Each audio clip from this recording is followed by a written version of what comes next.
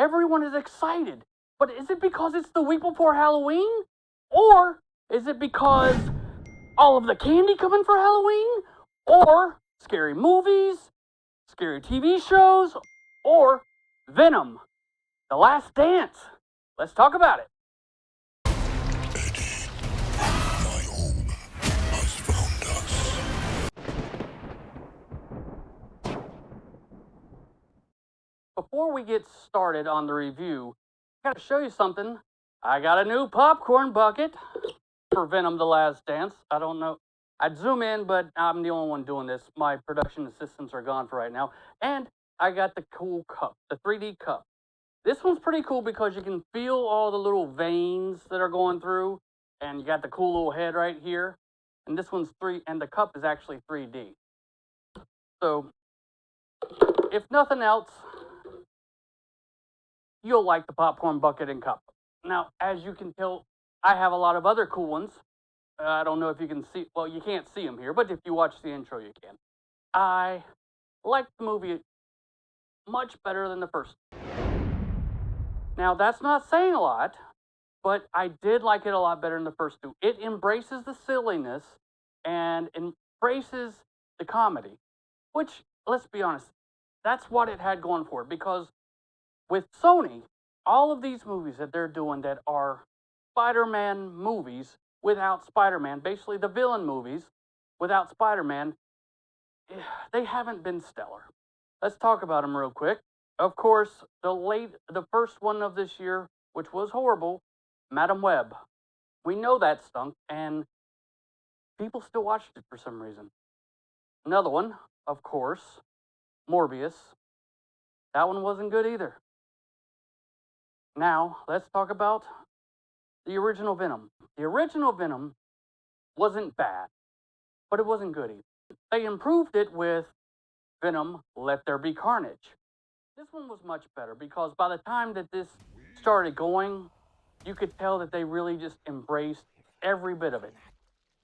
There was, I guess I'm going to spoil this for you, and it's okay. Of course, there is no Spider-Man in this. We know now definitively that this is not the Amazing Spider-Man 2 or the Amazing Spiderman Universe with Andrew Garfield. I'll tell you why. Because one of the main actors, or one of the main characters in this movie, Rye Infants. Now, the reason I say that is because he plays Dr. Connors in The Amazing Spider-Man with Andrew Garfield. Or he can't be in the same universe and be two different people. I know I'm getting in the weeds and y'all are like, we don't care. Just tell us about the movie. Alright, so here I go. This movie started off fun. It started off actually where Spider-Man No Way Home left off. Because if you remember, you see Eddie Brock at the end with the guy who's actually on Ted Lasso, and it starts off with him. When I say Ted Lasso, I mean Christoph Fernandez. Now look, I said that just fine. He's a Ted Lasso alum. He plays the bartender, and then all of a sudden he just gets sucked back into his own universe. Now, this is not spoilerish. This happens in the first couple minutes, like 2 minutes. Now, let's talk about some of the people that are in this. Now, Tom Hardy plays Eddie Brock and Venom. Well, he actually does an even better job than he did in the first two. And I think it might have to do with the fact that he was also the co-writer for this movie.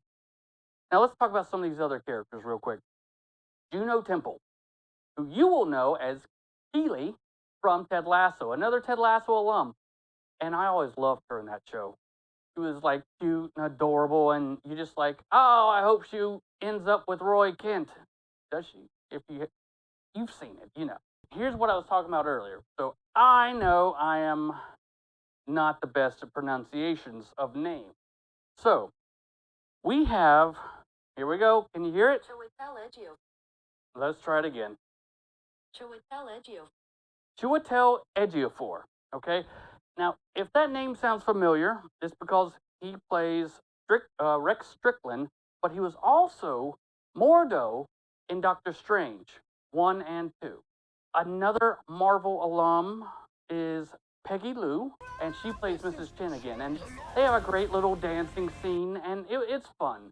This movie is honestly, it's a blockbuster. It's fun. It's not something that you can take seriously. I know that I've seen IGN only gave it a 4.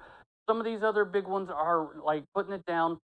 But for what it is, a blockbuster, a Marvel Sony movie, it's probably one of the better Sony Marvel movies. And I say that because we've seen a lot of them together. And there's another one coming out this Christmas, I believe. And that's Kraven the Hunter. And that looks absolutely horrible. But I'm still going to watch it because I hope it's not horrible. That's the whole thing about going to movies or watching movies. You don't watch them hoping that they're crap, but you watch them because you want it to be good. And I've said this before, and I'll say it till the end of time. You want a movie, whether it's Marvel, whether it's DC, romantic comedy, whatever, you want something that's going to make you feel an emotion, one way or the other. Anger, sadness, makes you want to cry. And the ending to this movie was a really good conclusion because it's the trilogy. It's done.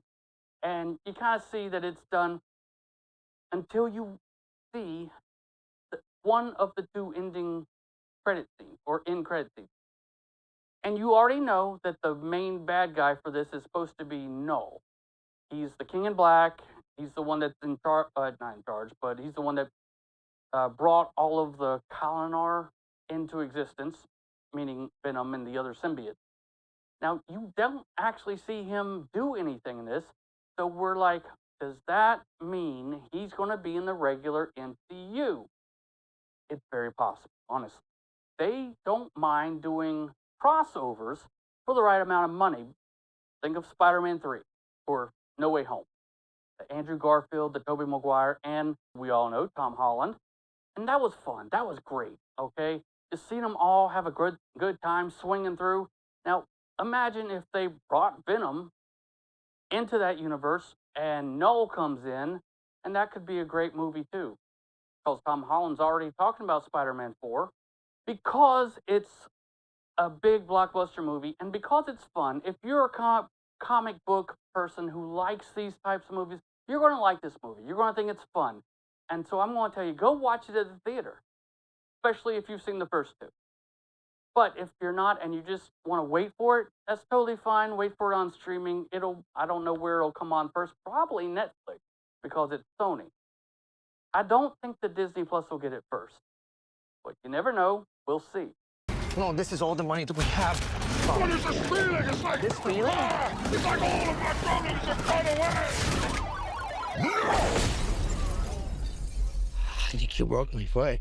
Eddie, I need more money. Now, if you like anything I said, or if you like anything about the review, or if you want to tell me I'm totally wrong, which I get, totally do that. Leave me a comment. Tell me one way or the other. Hit like if you like me. And subscribe if you haven't already. So until next time, I will see you at the theater. I'll see you on my couch. I'll see you by my iPad. And don't get so close that you're watching anything with me on my iPhone. It's not big enough. Bye, everybody.